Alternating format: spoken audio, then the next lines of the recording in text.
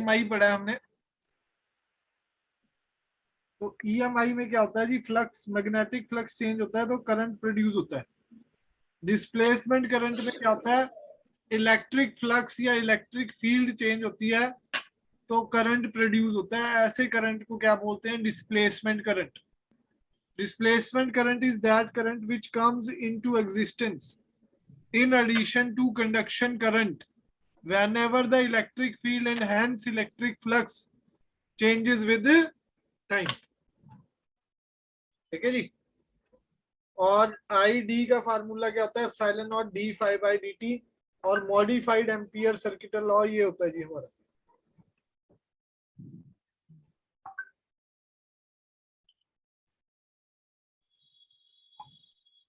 Modified Ampere circuital law क्या होता है जी, B dot D L is equal to mu naught I C plus epsilon naught D phi E by D T. ठीक है जी। तो modified Ampere circuital law है ये हमारा। नेक्स्ट है जी मेन टॉपिक। देखो बस इसमें इतना ही पढ़ना है, ये ही आप पीडीएफ में देख लो कि इतना ही काम पढ़ना है जी बस, क्योंकि ये सब्जेक्टिव के नोट्स हैं थोड़े, तो आपको जितना पढ़ना है बस मैंने बता दिया कि डिस्प्लेसमेंट करंट में इसकी डेफिनेशन, इसका फार्मूला और मॉडिफाइड एम्पियर सर्किटल लॉ। ठीक है जी, एक्स्ट्रा कोई चीज मत पढ़ना जी। और ठीक है सर। नेक्स्ट है जी ईएम वेव की डेफिनेशन। ईएम वेव क्या है जी, सोनोसॉइडल वेव होती है जी।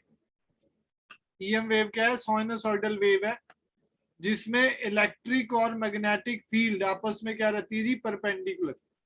ये साइन की वेव होती है, इलेक्ट्रिक फील्ड और ये इलेक्ट्रिक फील्ड जा रही है और मैग्नेटिक फील्ड आपस में क्या रहती है जी, परपेंडिकुलर। ये आ गई जी हमारी मैग्नेटिक फील्ड,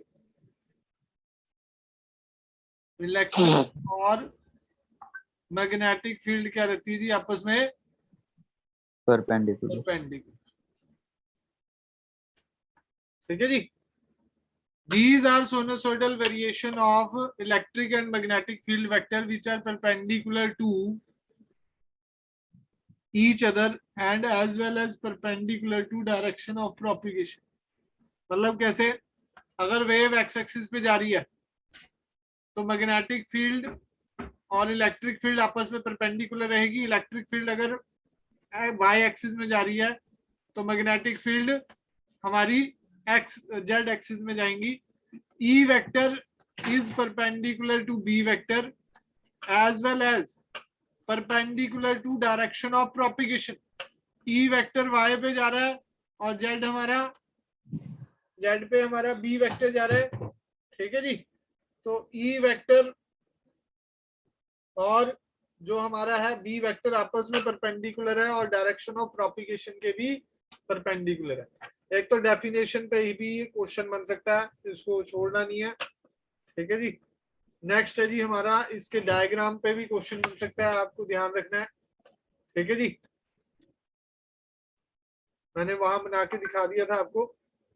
हाँ जी सर। नेक्स्ट आ जाओ जी, इसमें जो वेव की इक्वेशन लगती है, अभी आपने ताजा ताजा वेव्स पढ़ा है जी।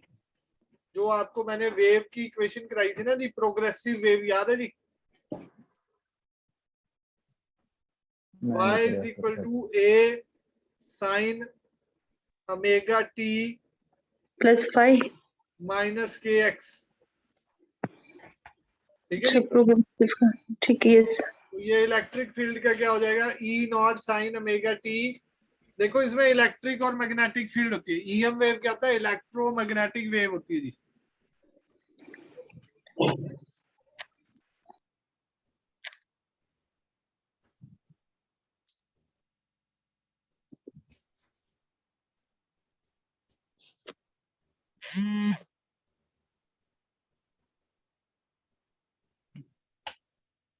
एक मिनट रुकना जी। y is equal to a sine omega t minus k x, ये वाली इक्वेशन आपके टिप्स पे होनी चाहिए। इस पे क्वेश्चन आ सकता है जी, चाहे प्रोग्रेसिव वेव का है, मैंने वेव में भी बताया एक क्वेश्चन इस पे आने के पूरे चांस होते हैं। अगर वहां का नहीं बना तो यहाँ पे बन जाएगा। के की वही वैल्यू होती है 2 पाई बाय लैम्डा ओमेगा का फार्मूला वही होता है 2 पाई बाय कैपिटल टी या 2 पाई न्यू। ये के होता है प्रोपिगेशन कांस्टेंट, ठीक है जी। ओमेगा होती है एंगुलर स्पीड या एंगुलर फ्रीक्वेंसी भी बोल देते हैं, ठीक है जी। अगर ये वाई एक्सिस पे जा रही है इलेक्ट्रिक फील्ड, तो एक्स एक्सिस पे कोई कंपोनेंट नहीं होगा, जेड एक्सिस पे भी कोई कंपोनेंट नहीं होगा, याद रखना। अगर ये जेड एक्सिस पे जा रही है तो एक्स एक्सिस पे कोई कंपोनेंट नहीं होगा, कोई कंपोनेंट वाई एक्सिस पे नहीं होगा, ठीक है जी। तो ये चीजें आपको छोटी छोटी चीजें पता होनी चाहिए। अब सारी फॉर्म्स वहां पर भी कराई हैं वेव्स में, ठीक है जी। वही फॉर्म्स हैं जी, के की वैल्यू डाल दी 2 पाई बाय लैम्डा, ठीक है जी। ओमेगा की वैल्यू डाल दी 2 पाई न्यू, 2 पाई कॉमन ले गया, ठीक है जी। 2 पाई बाय कैपिटल टी भी डाल सकते हो ओमेगा को, 2 पाई कॉमन ले गया। यही सेम मैग्नेटिक फील्ड में लिखा हुआ है नीचे, ठीक है जी। नेक्स्ट आ जाओ जी, ये फेमस फार्मूला जी, इस पे ही क्वेश्चन आया हुआ है 4 नंबर, मतलब इस पेज पे 4 नंबर हो सकते हैं आपको। मैं आपको बता दूं, अगर यूजेस नहीं आए, ईएम वेव के यूजेस आते हैं ना, इंफ्रारेड के क्या यूज होगा, अगर यूज नहीं आया तो 90% चांस है इसी पेज से आपको क्वेश्चन आ जाएगा। एनसीईआरटी के क्वेश्चन है ऐसे ऐसे, ठीक है जी। तो आपको ये पेज टिप्स पे होना चाहिए। स्पीड ऑफ लाइट का फार्मूला होता है E naught by B naught. Naught का मतलब amplitude electric field, E naught का मतलब amplitude of electric field magnetic field, B naught का मतलब एम्पलीट्यूड ऑफ मैग्नेटिक फील्ड। तो C is equal to E naught by B naught, V is equal to E by B होता है। ये magnetic field में formula पढ़ते हैं जी। और C का formula is equal to 1 by under root mu naught epsilon naught, 1 by under root mu naught epsilon naught. तो अगर हम म्यू नॉट की वैल्यू डालें, ठीक है जी, और एप्सिलॉन नॉट की वैल्यू डालें, तो C की वैल्यू निकाली जा सकती है। वैसे आप डायरेक्ट फार्मूला याद करें फटाफट, एक ये फार्मूला है, एक ये फार्मूला है, बस। नेक्स्ट आ जाओ जी, मीडियम अगर आ जाता है तो मीडियम में यही फार्मूला है, v is equal to under root 1 by C का फार्मूला तो क्या था, C इज इक्वल टू हमारा 1 upon under root mu naught epsilon naught. अगर मीडियम आ गया तो म्यू एप्सिलॉन हो जाएगा, म्यू एप्सिलॉन, एप्सिलॉन को कैपा एप्सिलॉन नॉट लिख सकते हैं, और mu r into mu naught, तो कैपा म्यू आर, ये C ऊपर चला गया, C is equal to 1 by under root mu naught epsilon naught, तो kappa into mu R, C upon under root kappa into mu R. देखो जी, EM wave का source क्या होता है, अगर चार्ज रेस्ट पे है तो वो इलेक्ट्रिक फील्ड ही प्रोड्यूस करता है। चार्ज अगर मोशन में है, कांस्टेंट स्पीड से जा रहा है, तो इलेक्ट्रिक फील्ड और मैग्नेटिक फील्ड प्रोड्यूस करता है। ईएम वेव प्रोड्यूस नहीं होती दोनों केसेस में। अगर चार्ज एक्सेलरेटेड है तो इलेक्ट्रिक फील्ड भी, मैग्नेटिक फील्ड भी, और ईएम वेव प्रोड्यूस करता है जी वो, ठीक है जी। तो ये हमारा पॉइंट, ये भी याद रखना। एक क्वेश्चन आ सकता है व्हाट इज द सोर्स, ठीक है जी, वो एग्जांपल दे देगा, तो आपको पता होना चाहिए कि एक्सेलरेटेड चार्ज पार्टिकल ही ईएम वेव प्रोड्यूस करता है। ट्रांसवर्स वेव वाला ये बिल्कुल नहीं पढ़ना, ये ओनली सब्जेक्टिव में होता है। ईएम वेव होती ही ट्रांसवर्स नेचर की है। ट्रांसवर्स नेचर क्या होता है जी, the particle are vibrating perpendicular to the plane of the paper, particle are vibrating perpendicular to the plane of the paper। तो ईएम वेव में भी जिधर को वेव जाती है, इलेक्ट्रिक फील्ड भी और मैग्नेटिक फील्ड भी परपेंडिकुलर ही होती है। उसको बस ये प्रूव किया हुआ, ये तो बोर्ड्स में प्रूव करने के लिए आता था, ठीक है जी। अब आ जाओ जी एनर्जी डेंसिटी। एनर्जी डेंसिटी का फार्मूला, ये इलेक्ट्रिक फील्ड और मैग्नेटिक फील्ड दोनों की होती है, तो दोनों की इलेक्ट्रिक फील्ड की भी एनर्जी आएगी half epsilon not E square, और मैग्नेटिक फील्ड की भी एनर्जी आएगी बी स्क्वायर बाय डेंसिटी है, एनर्जी डेंसिटी। एनर्जी का formula half C V square होता है। इलेक्ट्रोस्टैटिक में कैपेसिटर का केस हम करते हैं, तो वहां से ये डायरेक्ट डिराइव होती है जी। अब याद ही करनी है। इलेक्ट्रिक फील्ड, देखो ये क्वेश्चन आए तो नहीं है, पर ये एनसीईआरटी में पॉइंट है, तो ये आपको इलेक्ट्रिक फील्ड में भी आ सकता है आने को। तो ये मैग्नेटिक फील्ड में एनर्जी डेंसिटी का फार्मूला होता है, दोनों को ऐड कर दोगे तो आपकी ईएम वेव की आ जाएगी एनर्जी। ठीक है जी, तो एनर्जी किसकी आ जाएगी जी, हमारी ईएम वेव की।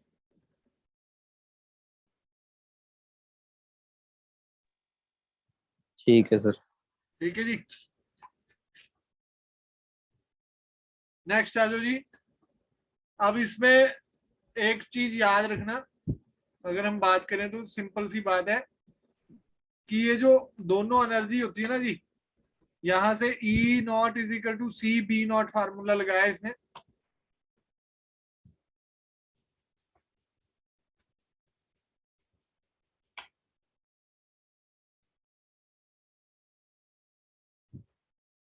ठीक है जी, अब यहां पर इसने प्रूव करा है कि एनर्जी जो इलेक्ट्रिक फील्ड की होती है वो किसके बराबर होती है, मैग्नेटिक।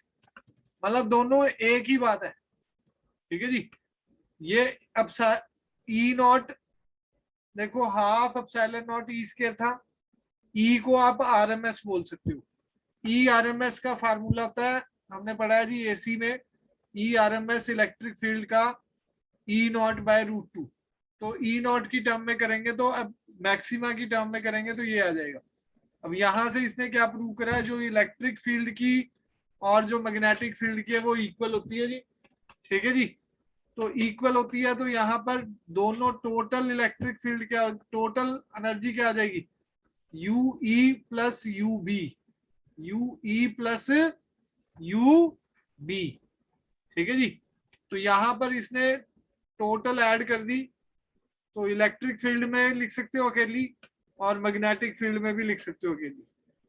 तो ये फार्मूला आप याद कर लें एक तो। ठीक है जी, इसमें डायरेक्ट आप एनर्जी का, टोटल एनर्जी का फार्मूला याद कर लें जी। ठीक है जी, और इसमें एनर्जी के दो फार्मूले थे, इलेक्ट्रिक फील्ड में और मैग्नेटिक फील्ड में, टोटल ऐड करके। उसके बाद एक चीज याद रखनी है, यू ई बराबर होता है यू बी। जितनी एनर्जी इलेक्ट्रिक फील्ड में होती है उतनी ही मैग्नेटिक फील्ड में होती है, इक्वली डिवाइड होती है एनर्जी। ठीक है जी, लिखा हुआ है जी, इलेक्ट्रोमैग्नेटिक वेव में average energy of the electric field is equal to average energy density of magnetic field. बहुत ही इंपॉर्टेंट कॉन्सेप्ट है, कई बार इसी छोटे से पॉइंट पे क्वेश्चन आ जाता है जी। ठीक है जी, तो ये करके रखना है जी। इंटेंसिटी का फार्मूला वही होता है जी, energy per unit area per unit time. Energy per unit area per unit time होता है जी इंटेंसिटी का फार्मूला।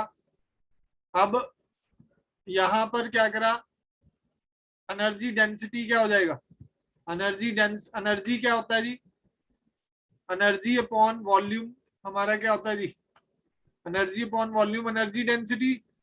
तो एनर्जी का हाँ जी फार्मूला सर। क्या कर दिया, A into C delta T. C का मतलब speed, speed into time distance, area into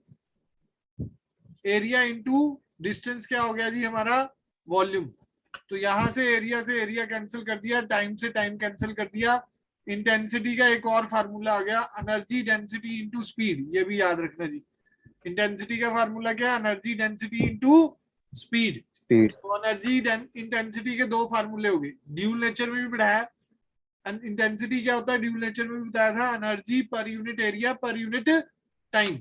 thermal में भी बताया हुआ है जी, आप ज्यादातर बच्चों ने थर्मल भी करा है हमसे, तो थर्मल में भी बताया हुआ है। क्या बताया जी, इंटेंसिटी क्या होती है उसमें भी, thermal energy Q upon area upon time.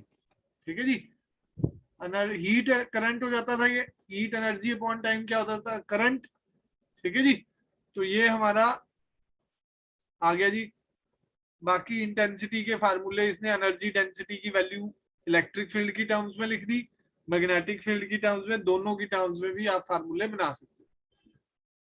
Momentum का आपको पता ही है जी, जैसे ईएम वेव में आपने पढ़ा है, मोमेंटम क्या होता है जी, एनर्जी अपॉन स्पीड।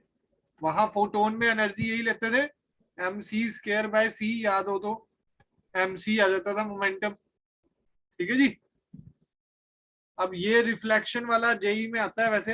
अगर if a wave totally reflected होती है तो उसका momentum delivered will be 2 mu by c होता है, उसका मोमेंटम कितना डिलीवर होता है, 2 mu by c. Basically p momentum इधर गया, पी वापस इधर आ गया, रिफ्लेक्शन से, तो ये minus P final minus initial, तो ऐड ही हो गया ना जी वो। तो एक का मोमेंटम u बाय सी, दोनों का कितना हो गया 2u बाय सी। प्रेशर एक्सर्ट आप रहने देना जी, ठीक है जी। फार्मूला अगर पढ़ना हो तो इंटेंसिटी अपॉन वेलोसिटी होता है सीधा सीधा इसका, पर कहीं आने वाला नहीं है। ये प्रॉपर्टी सारी टिप्स पे होनी चाहिए, थ्योरी का क्वेश्चन आ जाए तो वो मिस नहीं होना चाहिए जी। अब वो तो आपके ऊपर है, दम लगाओगे तो ये पढ़ी जाएंगी जी सारी, ठीक है जी। उसके बाद हमारा जो ईएम वेव है उसमें ये आपका काम है जी, स्पेक्ट्रम याद करना जी। स्पेक्ट्रम याद करना आपके ऊपर है जी। कौन सी वेव की क्या फ्रीक्वेंसी है, वेवलेंथ क्या है, फ्रीक्वेंसी क्या है, प्रॉपर्टीज क्या है, कहाँ कहाँ ये यूज हो रही है जी, ये सारे पॉइंट्स टिप्स पे होने चाहिए, ठीक है जी। सारे पॉइंट्स क्या होने चाहिए जी, टिप्स पे। वैसे तो 4 नंबर यहीं से हैं, अगर न्यूमेरिकल आया, ठीक है जी, तो मैंने आपको वो पेज बताया एक, सबसे पहले वो वाला, और एक एनर्जी डेंसिटी वाले 2-4 जो फार्मूले हैं उस पे, ठीक है जी। इसके मैं न्यूमेरिकल करा रहा हूँ जी अभी, 1 मिनट में, रुक जाओ।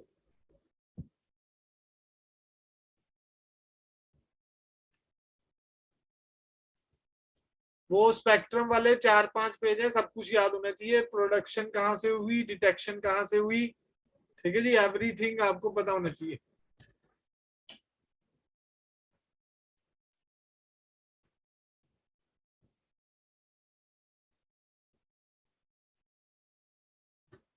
न्यूमेरिकल की भी फाइल भेज रहा हूँ जी मैं।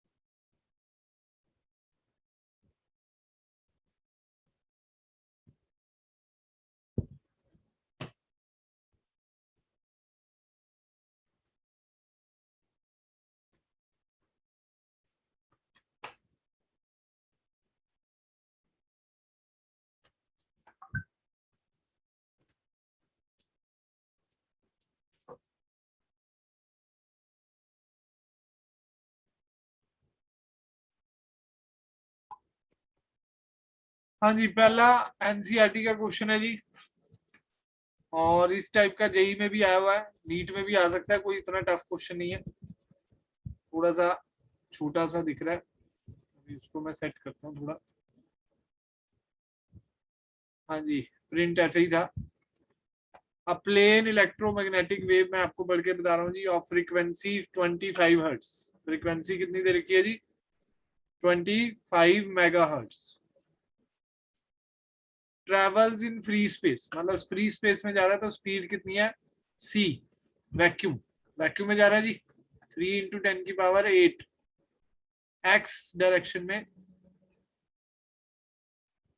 At a particular point in space, उसकी जो इलेक्ट्रिक फील्ड है 6.3 J वोल्ट पर मीटर है। मैग्नेटिक फील्ड निकालनी है, तो C का फार्मूला क्या था, E/B। C का फार्मूला क्या था, E/B। तो B क्या आ जाएगा जी, 6.3/3 × 10⁸ बड़ा ही आसान क्वेश्चन है। देखो जी, ऐसे छोटे छोटे क्वेश्चन है ईएम वेव में छुपे हुए हैं जो बिल्कुल इजीली हो जाते हैं। अब इसमें अब आपको क्या कैलकुलेशन ही करनी है, कैलकुलेट करके आ जाएगा जी। पर ये फार्मूला मैंने आपको बताया ना, ये वाला फार्मूला इंपॉर्टेंट है ईएम वेव के लिए, ठीक है जी। नेक्स्ट है जी हमारा ये वेव्स वाला, वही सेम आ गया जी, ये भी एनसीईआरटी का न्यूमेरिकल है। वेव की इक्वेशन है, ये भी एनसीईआरटी का एक न्यूमेरिकल है जी, ठीक है जी। सारों में ज्यादातर वही एनर्जी डेंसिटी वाला फार्मूला लग रहा है जी। बाकी इसका मैंने वो भी मंगाया है, नीट वाले इंपॉर्टेंट, मैं संडे को आज कल फिर से फोन करता हूँ।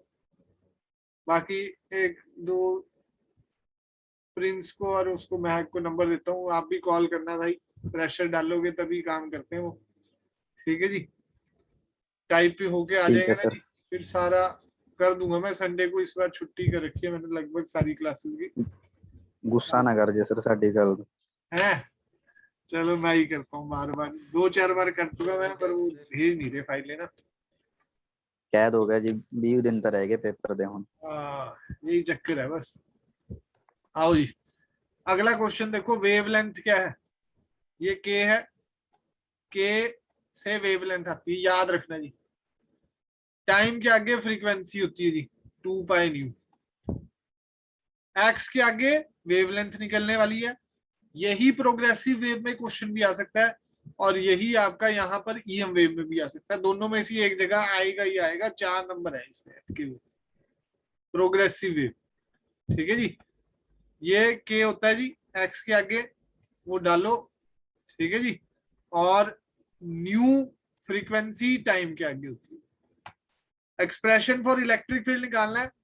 इलेक्ट्रिक फील्ड क्या, देखो ये तो सारा सेम रहने वाला है, बस बिल्कुल डिट्टो कॉपी आएगा ये वाला। इसमें कुछ चीज नहीं छेड़ेगी, सिर्फ यहां पर चेंज होना है। सी का फार्मूला क्या था? ई नॉट बाय बी नॉट, है ना जी। तो सी की वैल्यू डाल दो। देखो ये वाले क्वेश्चन में ऑप्शन डाल देगा, ये नहीं पूछेगा। बस क्या पूछेगा जी? इलेक्ट्रिक फील्ड का एक्सप्रेशन। 4 ऑप्शन उसने टांग देने हैं जी बस। ये ध्यान रखना, इसमें कुछ नहीं चेंज होने वाला। इसमें सी की वैल्यू 3 × 10⁸ और बी नॉट की वैल्यू कितनी दे रखी है? 2 × 10⁻⁷। तो ये आ गया जी 1, तो ये आ गया 60। तो इक्वेशन क्या बन जाएगी? ई जेड पे जाएगा क्योंकि ये वाई पे जा रहा है, और वेव एक्स पे जा रही है, ई जेड पे जाएगा। याद रखना जी, ये भी छोटी छोटी बातें हैं जी अपना। अब वहां पर क्या पता ई वाई का भी ऑप्शन हो ऐसे ही, ई वाई लिख दे और आपका सब कुछ सेम आ रहा है 60। आपने कहा वाह ठीक है जी। पर याद रखना जी, इलेक्ट्रिक फील्ड भी और मैग्नेटिक फील्ड आपस में क्या होती है? परपेंडिकुलर। परपेंडिकुलर। और वेव के भी परपेंडिकुलर होती है। एक्स के भी क्या होती है जी? परपेंडिकुलर। तो ई जेड आ जाएगा हमारा 60, और बाकी सेम एज इट इज ये आ जाएगा। ठीक है जी, तो बड़े ही आसान क्वेश्चन है इसके। ठीक है जी, यहाँ पर अगर एवरेज फोर्स, फोर्स का फार्मूला होता है change in momentum upon time. Change in momentum का फार्मूला था 2u/c, मैंने कराया था अभी, अपॉन टाइम हो जाएगा। ठीक है जी, और लाइट विद एनर्जी फ्लक्स, ये वैसे जेई में आते हैं इस टाइप के क्वेश्चन। ठीक है जी, 18 what per centimetre square, 18 what per centimetre square.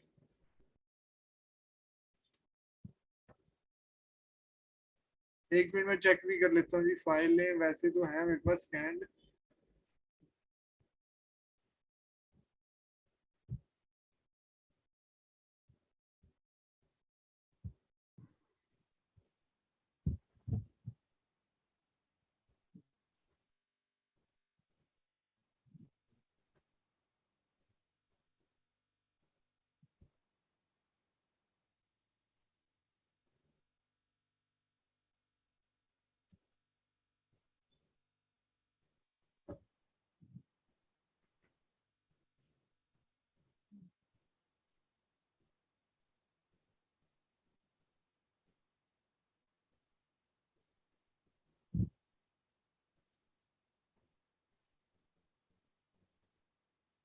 हाँ जी, डिस्प्लेसमेंट करंट पे भी क्वेश्चन आया हुआ जी। ईएम वेव स्पेक्ट्रम पे देखो, ईएम वेव पे ये क्वेश्चन है जैसे एवरेज फ्लक्स एनर्जी। ये तो सेम क्वेश्चन एनसीईआरटी वाला ही आ गया जो अभी कर रहे थे। देखो देखो जी, एनसीईआरटी के भी क्वेश्चन कर लोगे तो बात बन जाएगी।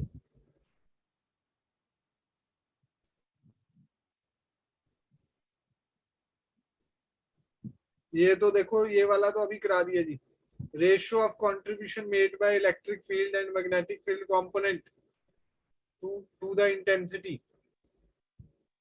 बराबर होता है जी 1:1 आएगा जी इसका आंसर। तो क्योंकि इलेक्ट्रिक फील्ड भी और मैग्नेटिक फील्ड भी बराबर ही होती है।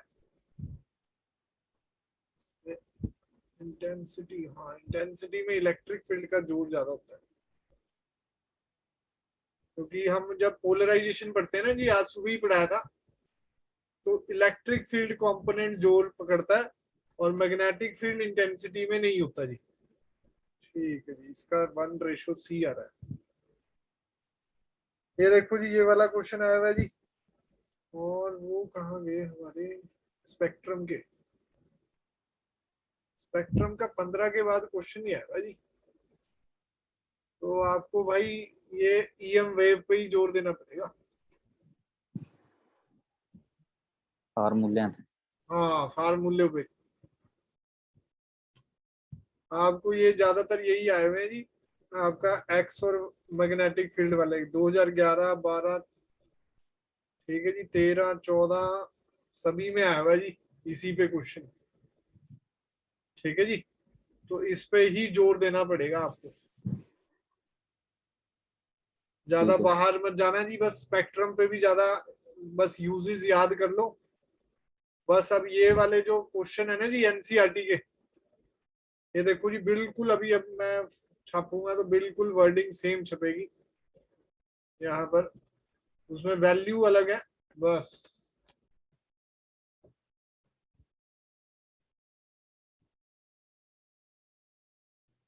एनसीईआरटी का ही क्वेश्चन है जी, देख लो। सिर्फ एनसीईआरटी के क्वेश्चन ढंग से कर लो जी सॉल्व,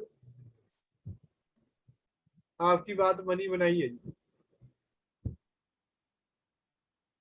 ठीक है जी। ठीक है। Average force exerted on the surface, और ये एनर्जी का फार्मूला है। यहाँ पर शायद मैंने यही क्वेश्चन एक्सप्लेन करा होगा एनर्जी की टर्म्स में भी। पहले एनर्जी ही निकालनी पड़ेगी आपको, यू। ठीक है जी, energy flux into time into area. Energy flux का मतलब पता है क्या होता है जी, वॉट पर सेंटीमीटर स्क्वायर है ना जी। वॉट का मतलब क्या होता है, पावर। पर सेंटीमीटर स्क्वायर का मतलब होता है एरिया। ठीक है जी, तो हमारा U क्या हो जाएगा, energy flux into time into area. तो यही बातें आपको याद करनी है जी। अब ये फार्मूले पे जोर लगा देना जी। मैं दोबारा नोट्स पे जाता हूँ, एक बार आपको फिर से बताता हूँ जी, क्या आपको जरा फार्मूला पे जोर देना पड़ेगा जी। डिस्प्लेसमेंट करंट भी अच्छी तरह पढ़ना पड़ेगा जी।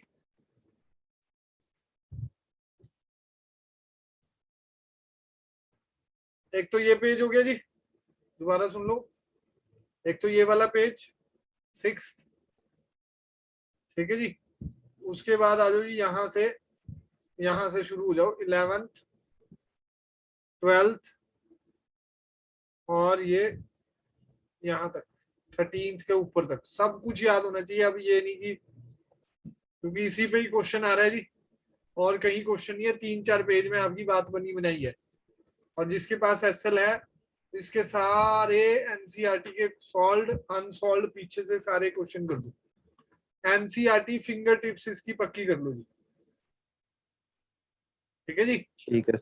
उसी से बात बन जाएगी आपकी। अब आओ जी, इस क्वेश्चन को देखते हैं पहले। Light of energy flux 18 watt, energy flux दे रखा है मतलब इंटेंसिटी। ठीक है जी, falls on non reflecting surface at normal incidence. देख लो जी, वर्डिंग भी सेम है, एरिया इतना। एवरेज फोर्स निकालना है, फोर्स के लिए पहले यू निकालना पड़ेगा। ठीक है जी, यू कैसे निकलेगा, जैसे इस क्वेश्चन में तो सिर्फ यू ही पूछा है। इस क्वेश्चन में तो क्या पूछा है जी, यू। तो एनर्जी 20, ये न्यूमेरिकल जो आपका ऊपर वाला। टाइम कितना दिया हुआ है 1 मिनट, और एरिया दे रखा है जी 1 मिनट के मतलब 60 सेकेंड। एरिया कितना दे रखा है जी, ये सेंटीमीटर स्क्वायर में है। ठीक है जी, ये भी सेंटीमीटर स्क्वायर में है, कटिंग हो ही जाएगी नीचे 10⁻⁴। और यहाँ पर भी एरिया से मल्टीप्लाई करूंगा तो 20 इंटू 10⁻⁴ वो कट जाएगा। तो आंसर क्या आ जाएगा जी मेरा, 4 इंटू 6, 24 इंटू 10⁻3। जो यहां तक का ही पार्ट था। फोर्स पूछा होता तो फोर्स में क्या आ जाना था, अपॉन टाइम। अपॉन टाइम से टाइम तो कैंसिल हो जाएगा, टाइम से टाइम क्या हो जाएगा जी, कैंसिल। फोर्स का फार्मूला क्या आ जाएगा, इंटेंसिटी इंटू एरिया, डायरेक्ट भी कह सकते हो अभी यहां से। ठीक है जी। और अगला देखते हैं जी एनसीईआरटी का। ये मैंने एनसीईआरटी न्यूमेरिकल ही कराए थे लास्ट ईयर बच्चों को, क्योंकि एनसीईआरटी ही न्यूमेरिकल आते हैं, इसमें एक्स्ट्रा ज्यादा नहीं आता। ठीक है जी। Calculate electric and magnetic field produced by radiation coming from 100 watt bulb, ये पावर होगी जी, at a distance 3 metre, distance 3 metre हो गया जी। Efficiency of the bulb is 2.5%, efficiency आ गई जी। एफिशिएंसी का फार्मूला होता है output power upon input power, output power upon input power. Calculate the electric and magnetic field produced by the radiation, intensity में आपका ई और ठीक है जी बी निकालना है। इंटेंसिटी का फार्मूला होता है पावर अपॉन एरिया। ठीक है जी। डिस्टेंस पॉइंट सोर्स है, बल्ब एक पॉइंट सोर्स होता है, तो यहाँ पर एरिया कैसे आएगा 4πr²। स्फेरिकल वेव फ्रंट बनता है। कैसा वेव फ्रंट बनता है जी? स्फेरिकल। तो पावर अपॉन एरिया हमने इंटेंसिटी निकाल लिया जी। इंटेंसिटी का फार्मूला एप्सिलॉन नॉट, ये देखो जी इंटेंसिटी का फार्मूला हमने पढ़ा है जी,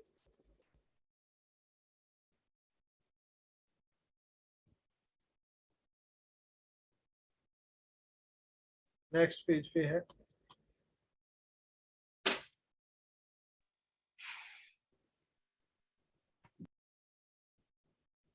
ये रहा जी, epsilon not E RMS square into c, intensity का फार्मूला। यहां से इलेक्ट्रिक फील्ड कंपोनेंट आ जाएगा इंटेंसिटी से, और वहीं से मैग्नेटिक फील्ड कंपोनेंट भी आ जाएगा। वहीं से क्या आ जाएगा? Magnetic field component. तो देखो 4 पेज है, वहीं पर सारे फार्मूले लिखे हुए हैं जी। अगर आप ध्यान से इसको कर लेंगे तो ये क्वेश्चंस आप कर लें जो मैंने भेजे हैं, उतने भी बहुत है। ठीक है जी। आज के लिए इतना ही है जी। कल सुबह भी क्लास है एक, ये वापस के क्वेश्चन बता रहा हूँ जी। अगर आपने भी ज्वाइन करनी हो तो मैं आपको भी लिंक भेज दूंगा, प्रिंस जी और मैग जी। सुबह 7:30 बजे रहेगी, 7 7:30 के बीच में। ठीक है जी। काजी सर। वेव ऑप्टिक्स के क्वेश्चन कराऊंगा। ठीक है ठीक है जी। Sir on the time